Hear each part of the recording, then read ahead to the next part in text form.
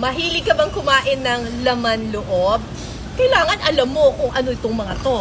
So, meron tayo ditong laman loob ng baboy. Okay. Oh, laki, di ba?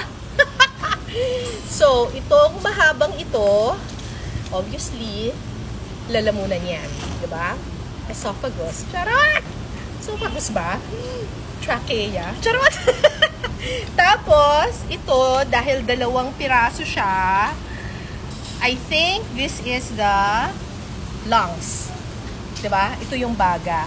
Tapos, sa likod ng baga, nandoon yung puso. So, ito, yung puso na sinaksak na at niyurak-yurakan.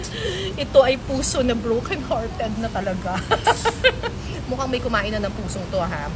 Tapos, sa ibaba ng atay, nandoon ang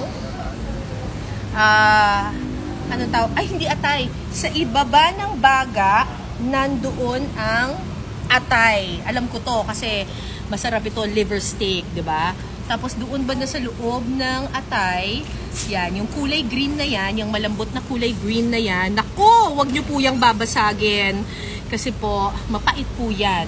Ang tawag po dito ay apdo or gallbladder.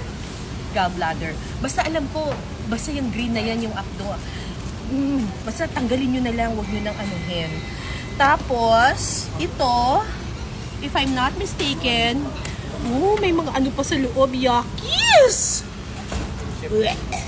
May mga yakis. I think this is the stomach. Baka ito yung tiyan ng baboy, yung stomach lining. So, ang tawag dito daw ay tito. Hindi tita, kundi tito. Gawa na tayo ng bopis. Iba't ibang mga laman loob dishes, abangan sa Pinasarap. Tara, dito na tayo.